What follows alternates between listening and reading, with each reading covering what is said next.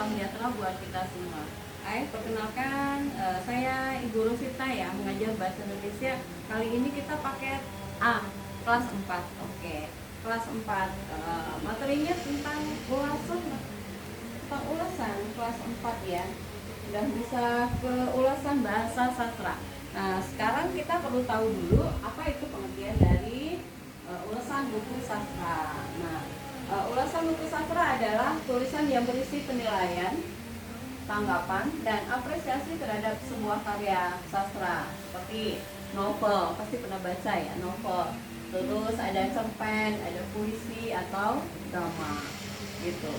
Oke, nah ulasan tidak hanya menceritakan isi buku, tetapi juga menganalisis kelebihan dan kekurangannya secara objektif. Nah, tujuan dari ulasan buku sastra itu adalah pertama, memberikan informasi kepada pembaca tentang isi dan kualitas bukunya.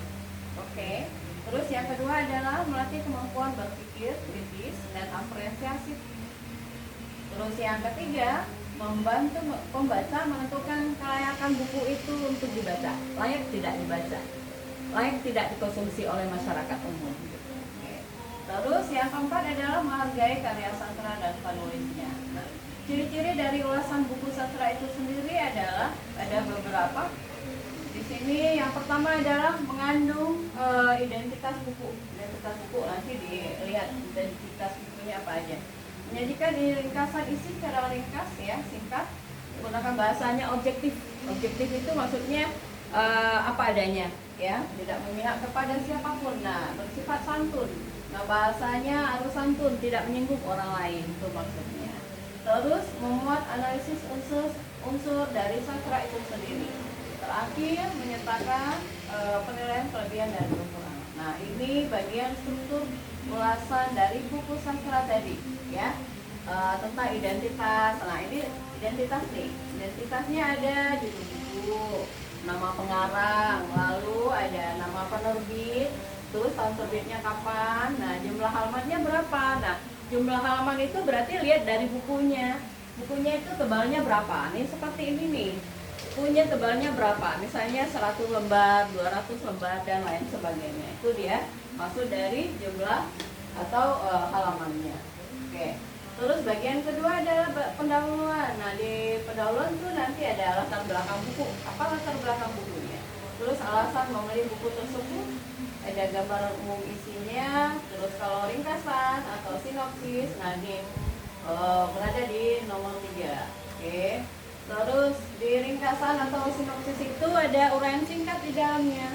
Ada uraian singkat tentang alur cerita. Terus tidak membocorkan keseluruhan ceritanya. Nah, ini di bagian keempat ada analisis dan penelitian. Nah, analisis penelitian itu nanti ada dianalisis unsur intrinsiknya, tokoh, tema, alur ya. Nah, di kelas 4 mungkin sebelumnya udah pernah belajar. Terus ada gaya bahasa dan penyampaian cerita, kelebihan dan kekurangan buku. Nah, bagian penutup ada kesimpulan dan kualitas dari buku tersebut. Terus rekomendasinya. Oke, itu dia.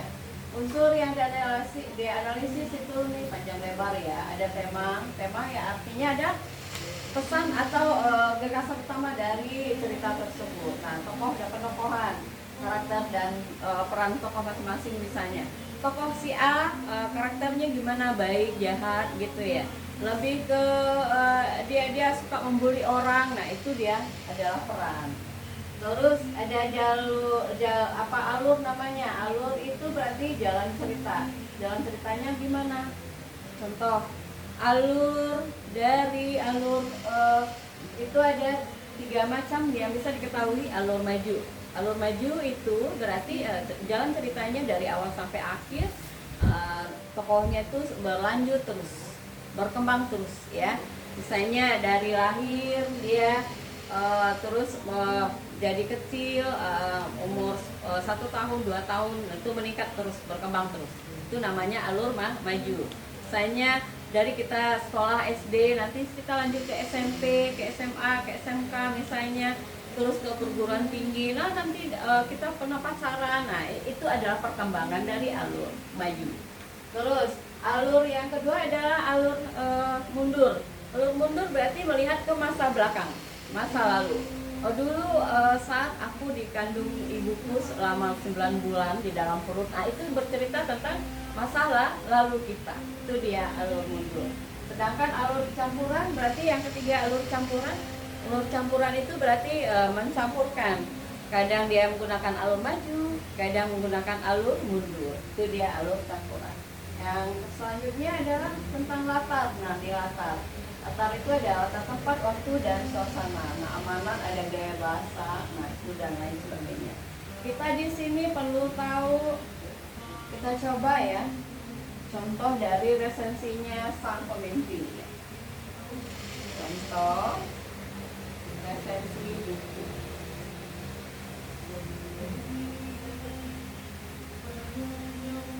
Contoh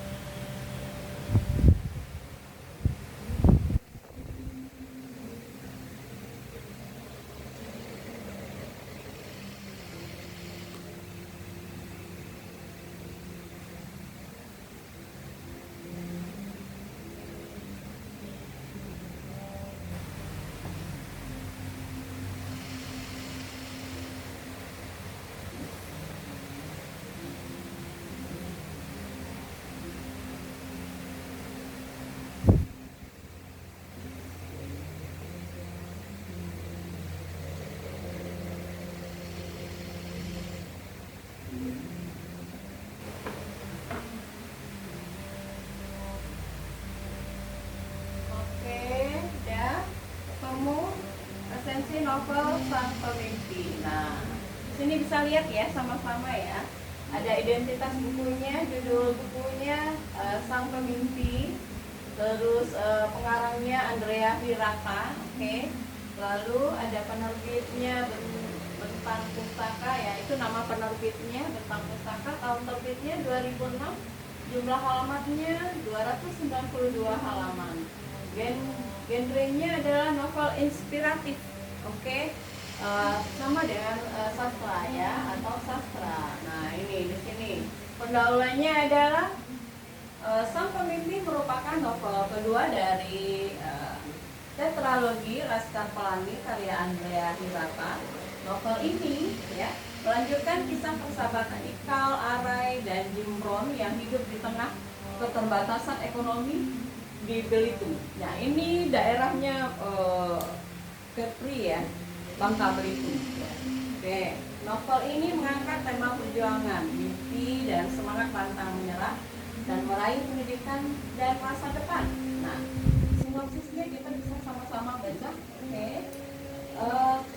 novel Sang Pemimpi menceritakan perjalanan hidup Ikal dan Arai yang bersekolah di SMA Negeri Manggar, ya, Manggar. Nah, mereka menjalani kehidupan remaja yang penuh tantangan, mulai dari keterbatasan ekonomi, pekerja sambilan, ya kan, terus hingga berhadapan dengan kerasnya kehidupan. Nah, meskipun hidup dalam kemiskinan, Arai selalu menanamkan keyakinan bahwa mereka harus berani bermimpi besar, bahkan hingga ke Eropa. Ya, orang dulu pun tahu kalau kita mau sukses itu ya kemana-mana saja bersekolahnya, sampai nih ke Eropa. Nah, hingga itu maksudnya sampai. Oke. Nah, dengan semangat dan persahabatan yang kuat, mereka berusaha mengubah nasib melalui pendidikan. Nah, itu dia. Nah, sekarang dia berada di analisis dan penilaian. Nah, dari segi tema, novel ini menonjolkan tentang pentingnya mimpi dan pendidikan sebagai jalan keluar dari kemiskinan. Nah, tokoh Arai di sini digambarkan sebagai sosok yang optimis dan penuh semangat, sedangkan Ika lebih realistis dan reflektif. Oke, alur ceritanya disajikan secara kronologis. Kronologis itu maksudnya menggunakan alur maju yang Ibu sebutkan tadi. Oke, kronologis berarti dia secara terus menerus berurutan, sehingga mudah dipahami oleh pembaca. Gaya bahasa yang digunakan adalah lebih khas ya, puitis, lebih sederhana, namun syarat makna dan humor. Nah, itu dia gaya bahasa. Nah, kelebihan novel ini terletak pada pesan moral yang kuat, kisah inspiratif, oke, serta kemampuan penulis menggugah emosi pembaca. Nah, ada kekurangan, ada kelebihan. Nah, tadi sudah dibicarakan tentang kelebihan, sekarang bicara tentang kekurangannya. Kekurangannya adalah beberapa bagian cerita itu terasa agak panjang dan terlalu deskriptif. Deskriptif maksudnya terlalu panjang lebar ya, banyak narasinya di dalamnya. Jadi kadang pembaca atau audiens itu bosan kalau panjang lebar. Itu dia maksudnya. Di bagian penutup ada secara keseluruhan itu novel Sang Pemimpi adalah novel yang sangat inspiratif dan layak dibaca oleh semua kalangan, khususnya pelajar. Oke, khususnya pelajar. Ini ada tekanan di sini. Novel ini mengajarkan bahwa keterbatasan bukanlah penghalang untuk meraih mimpi selama disertai dengan usaha, doa, dan semangat pantang menyerah. Oke, itu dia. Nah, di sini selanjutnya di modul kita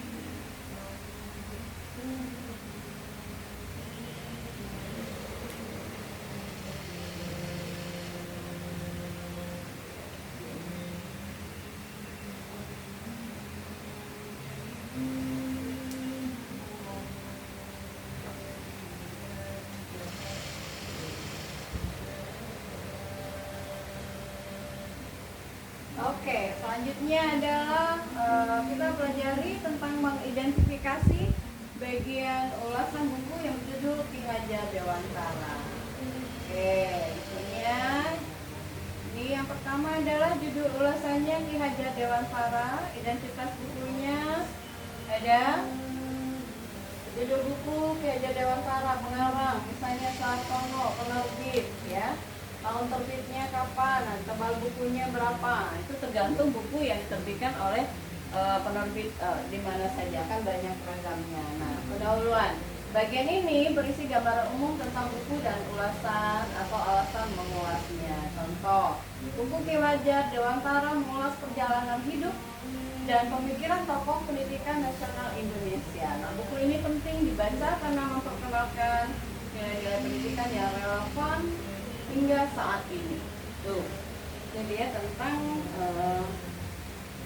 buku Ki Hajar Dewantara.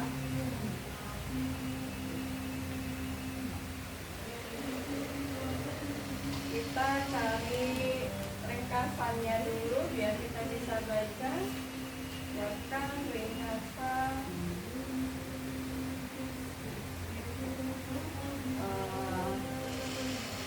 Ki Hajar Dewantara.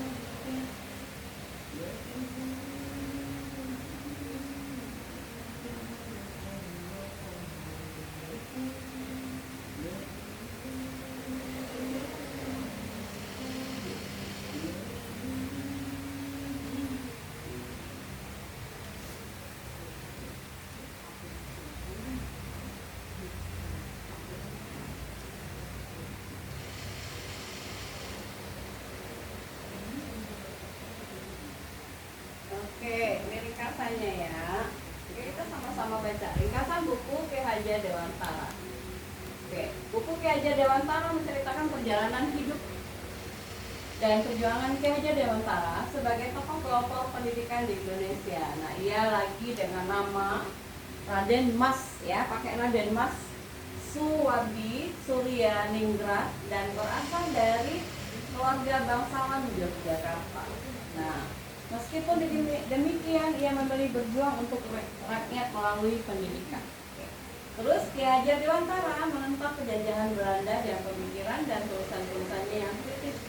Akibat perjuangannya, ia pernah diasingkan ke Belanda. Di sana ia mempelajari sistem pendidikan modern yang kemudian ia diterapkan di Indonesia. Nah, dia belajar dulu ke Belanda, baru menerapkan sistemnya pendidikan modern tersebut di Indonesia. Sepulangnya di tanah air, Ki Hajar Dewantara mendirikan perguruan taman siswa.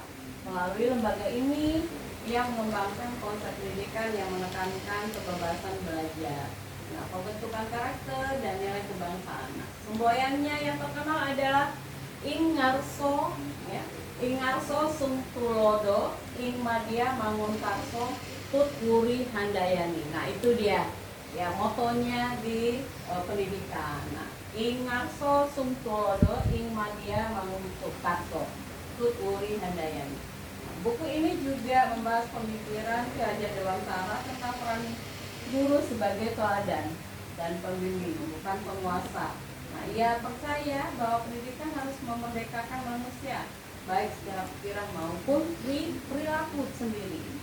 Nah, secara keseluruhan, buku Ki Hajar Dewantara menggambarkan sosok pejuang pendidikan yang gigih, berjiwa nasionalis, dan berjasa besar dalam membangun dasar pendidikan Indonesia. Nah, itu dia ringkasan dari buku Ki Hajar Dewantara. Oke, mungkin lebih banyak bisa kita baca bukunya ya, buku apa saja tentang tokoh-tokoh pendidikan yang lain itu bisa kita cari. Apalagi misalnya tokoh pendidikan yang lain, kita tanya saja AI. Buatkan contoh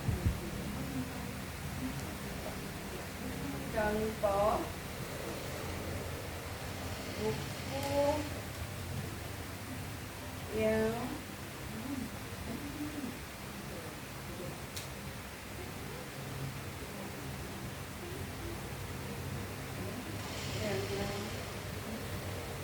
tokoh pendidikan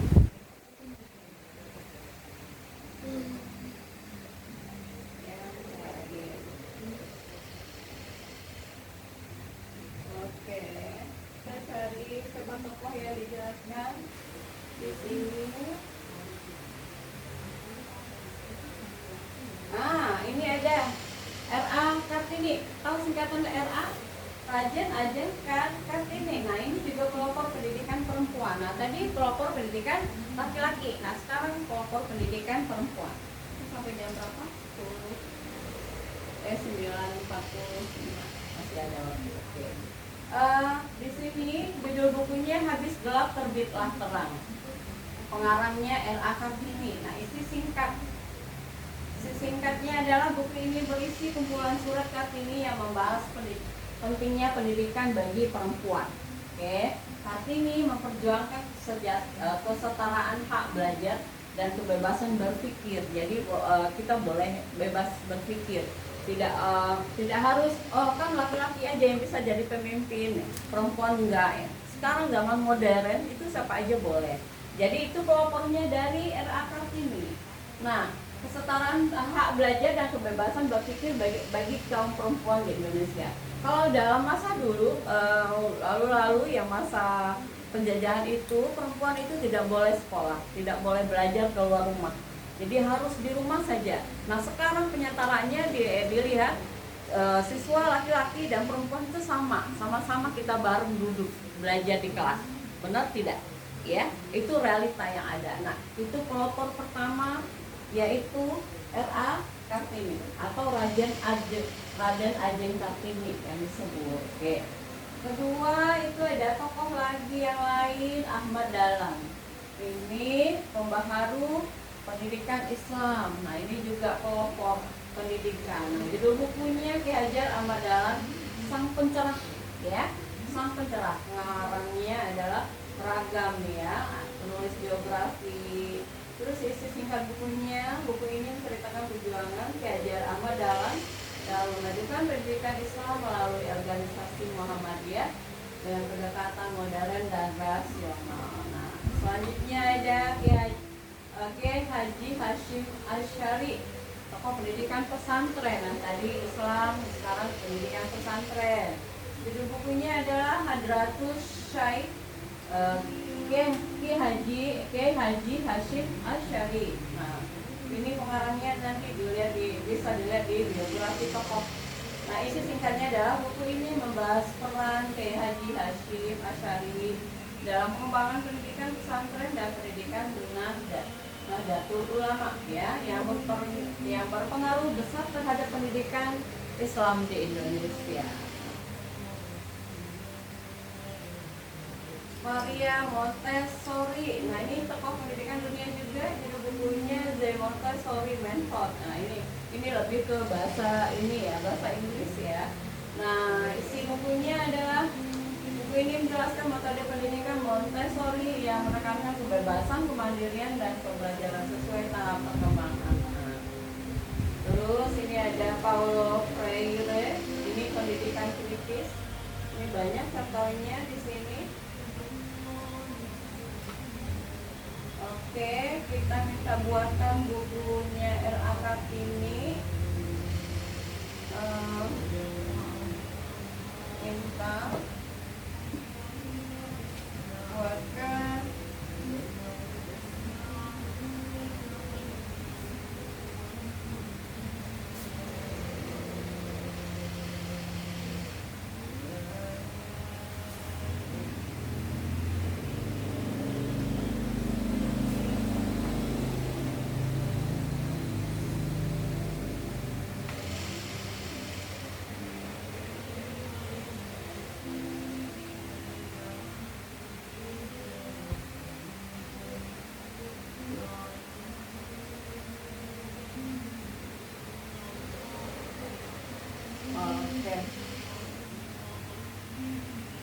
kita buatkan R.A. buku Kartini. Nah, kita sama-sama muncul ya. Ringkasan buku Raden Ajeng Kartini. Buku R.A. Kartini yang dikenal melalui Habis Gelap Terbitlah Terang. Oke, ya. Kita sama-sama baca. Berisi kumpulan surat Raden Ajeng Kartini kepada sahabat-sahabatnya di Belanda, ya. Dalam surat-surat tersebut, Kartini mengungkapkan pemikirannya tentang kehidupan perempuan pribumi pada masa penjajahan Belanda. Nah, Kartini melihat bahwa perempuan pada masa itu tidak memiliki kebebasan untuk belajar dan menentukan masa depannya. Oleh karena itu, ia memperjuangkan pentingnya pendidikan bagi perempuan agar mereka juga menjadi pribadi yang cerdas dan mandiri dan berdaya, ya. Melalui tulisannya, Kartini juga menekankan bahwa pendidikan bukan hanya tentang pengetahuan, tetapi juga pembentukan budi pekerti dan kepribadian. Nah, ia percaya bahwa perempuan memiliki peran besar dalam mendidik generasi bangsa. Nah, buku ini menggambarkan sosok Kartini sebagai perempuan yang berpikiran maju, berani menyuarakan keadilan, dan memiliki kepedulian besar terhadap kemajuan bangsa. Nah, pemikiran Kartini menjadi dasar penting bagi perkembangan pendidikan dan emansipasi perempuan di Indonesia. Nah, itu dia tentang ulasan buku atau ini ya, sastra-sastra ya. Kita bisa lanjut nanti. Lanjut tentang cerita rakyat. Cerita rakyat itu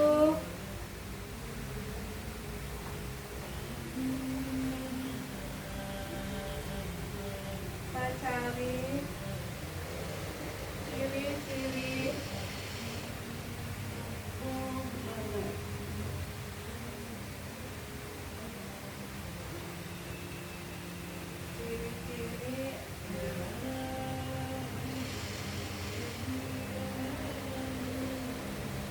cerita rakyat.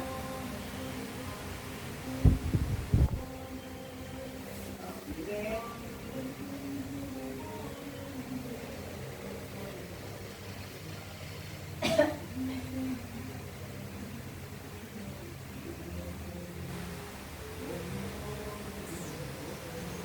Oke, kita lanjut ke materi cerita rakyat. Oke, cerita rakyat ya. Cerita rakyat itu ciri-cirinya adalah bersifat turun temurun. Itu bisa jadi mitos, bisa. Oke, cerita rakyat diwariskan dari generasi ke generasi secara lisan. Nah, pengarangnya tidak diketahui. Cerita rakyat tidak memiliki penulis yang jelas. Lebih banyaknya anonim. Anonim itu maksudnya tanpa nama. Siapapun itu yang menulis itu boleh gitu. Jadi dia nggak dituliskan nama inisialnya. Terus yang ketiga sifatnya adalah bersifat tradisional. Cerita mencerminkan kebudayaan adat dan kepercayaan masyarakat setempat. Ya berarti di daerah tertentu ya. Terus ada mengandung nilai moral, ya ada nilai moralnya. Kalau di sini lebih ke apa? Nilai moral ini maksudnya adalah cerita yang biasanya menyampaikan pesan atau amanah seperti kejujuran, kerja keras, dan kebaikan. Masih lagi? Bisa. Tadi jeda ya dia. Oke. Karena dia mungkin bisanya cuma berapa puluh menit ya. Oke, kita lanjut ya. Kita lanjut yang ketujuh, latar tempat khas daerah tertentu. Nah, di sini berarti daerah tertentu berarti ya, dia latarnya menceritakan di suatu daerah tertentu sesuai asal ceritanya di mana saja. Itu apa? Pokoknya bersifat stereotip. Tokoh baik digambarkan sangat baik, tokoh jahat digambarkan sangat jahat. Ya, jadi semua berlebihan dia. Ya, berlebihan. Oke, itu dia ciri-ciri dari cerita rakyat. Nah, kita contohnya sesuai di modul, kita cari contoh cerita rakyat Rawa Pening. Contoh cerita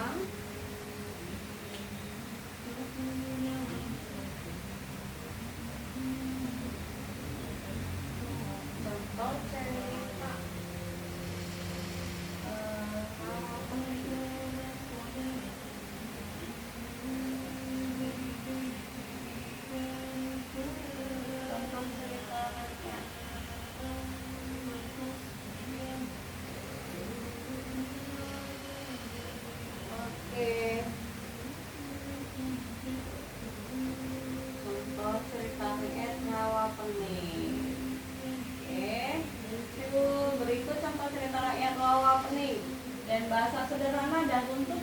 Nah, contoh ini cocok untuk tugas sekolah ya, tugas sekolah ya kan. Nah, cerita rakyat Rawa Pening. Pada zaman dahulu hiduplah seorang anak bernama Baru Klinting ya. Ini yang berdasarkan di modul yang kita pegang, kita baca itu modul tema 4 ya, tema 4. Di sini ada contohnya. Oke. Tadi sampai dia adalah anak dari seekor naga yang tinggal di sebuah gua di daerah Gunung Telomoyo. Itu nama daerahnya, Telomoyo. suatu hari baru Klinting, ini nama tokohnya ya, baru Klinting ya. Ini menemui ibunya yang tinggal di sebuah desa. Nah, ketika sampai di desa, penduduk merasa takut dan jijik melihat wujud baru. Kenapa? Nah, karena dia menyerupai seekor ular. Ya, jadi orang takut. Nah, mereka mengusir dan menghina dirinya. Tak satu pun warga yang mau menolongnya, kecuali seorang nenek tua yang hidup sederhana. Nenek itu memberi baru Klinting makanan dan tempat beristirahat. Nah, ini neneknya baik ya. Keesokan harinya di desa tersebut diadakan pesta. Nah, baru Klinting datang dan menancapkan sebuah lidi. Bayangkan, ditancapkan sebuah lidi gitu, ke tanah ya, ditancapkan. Nah, ia menantang penduduk desa untuk mencabut lidi tersebut. Nah, namun tidak ada seorang pun yang berhasil mencabutnya. Ketika baru Klinting sendiri mencabut lidi tersebut, tiba-tiba air menyembur deras, dari dalam tanah. Terus air itu terus meluap hingga menenggelamkan seluruh desa. Desa tersebut berubah menjadi sebuah rawa yang luas, yang kemudian dikenal dengan atau disebut dengan rawa pening ya. Sementara itu nenek tua yang telah menolong baru Klinting selamat karena ia menaiki lesung yang telah disiapkan sebelumnya. Sejak saat itu rawa pening menjadi pengingat bagi masyarakat agar tidak bersikap sombong. Jadi kita manusia tidak boleh sombong, tidak boleh menghina orang ya. Nah, di sini perintah apa yang amanatnya adalah tidak bersikap sombong dan selalu berbuat baik pada sesama tanpa memandang rupa dan asal usul seseorang. Itu penting. Amanatnya itu penting. Oke. Nah, itu dia contohnya ya, sesuai dengan di modul itu mungkin ceritanya panjang ya. Nah, di sini latihan bisa nanti dibaca-baca lagi contoh dari cerita rakyat rawa pening. Di sini soalnya ada 5, nanti juga boleh dijawab. Ceritakan kembali bacaan tadi sesuai dengan bahasamu sendiri. Nanti menggunakan bahasa kita sendiri, tidak melulu melihat dengan teksnya. Jadi dengan kalimat kita sendiri bisa kita ceritakan kembali. Nah, bagaimana watak dari tokoh baru Klinting? Nah, wataknya gimana? Wataknya baik dan rendah hati misalnya. Nah, siapa tokoh utama dalam cerita tersebut? Tokoh utamanya adalah baru Klinting. Tokoh utamanya. Di mana tempat kejadian cerita di atas? Nah, ceritanya di mana? Terjadinya di sebuah gua di daerah Gunung Telomoyo. Nah, itu misalnya kalau nanti menjawab soal. Nah, itu jawabannya. Terus amanat yang bisa dipetik dari cerita tersebut adalah, nah, apa amanatnya? Nah, ini amanatnya.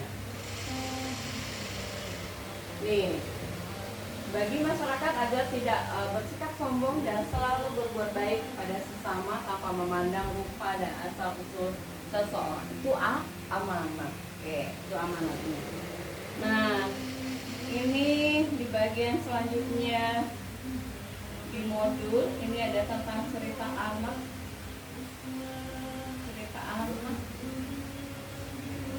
Ada dongeng 3 ikan.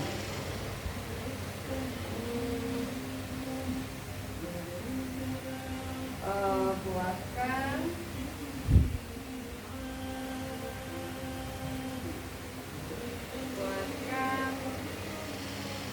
cerita anak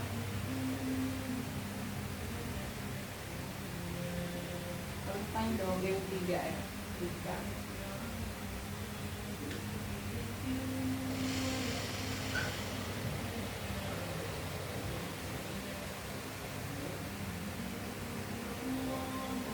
Dongeng 3 ikan.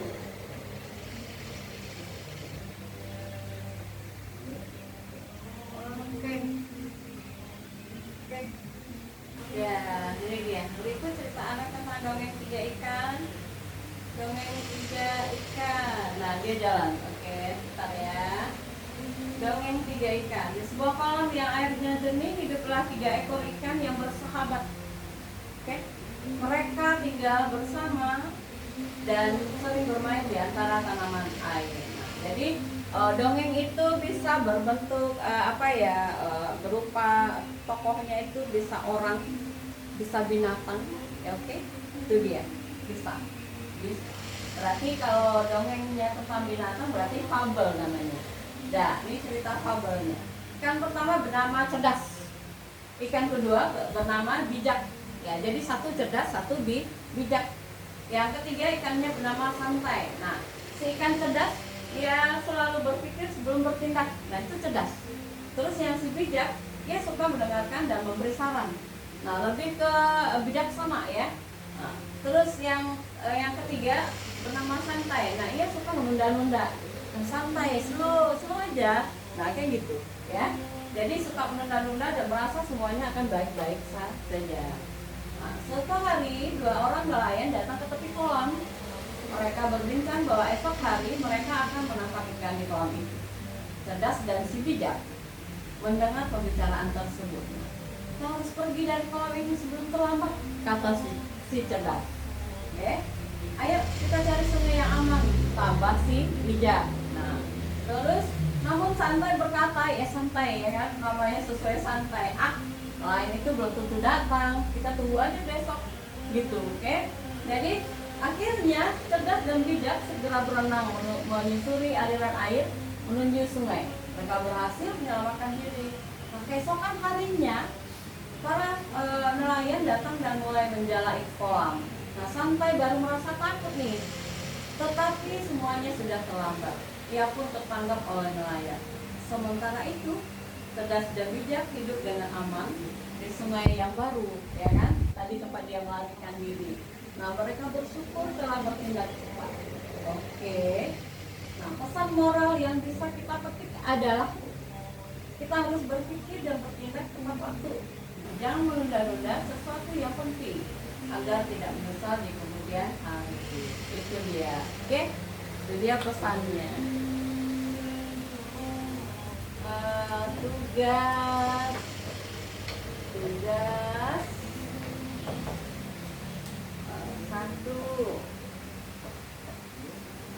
Buatlah atau meringkas ya, meringkas kapur, meringkas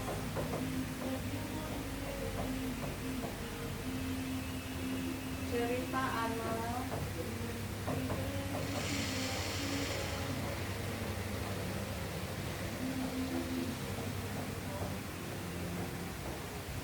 keong. Nah, itu dia. Oke.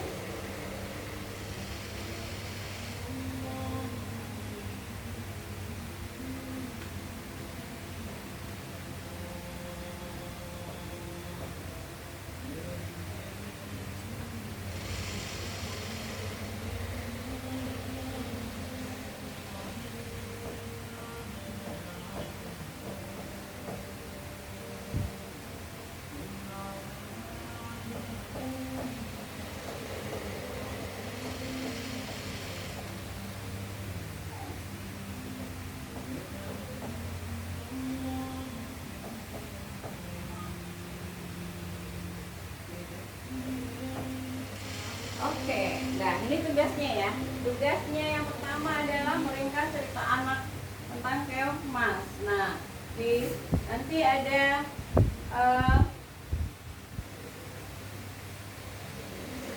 ada di sana penugasan 2. Nanti lihat soal-soalnya itu dijawab. Nah, halaman 15.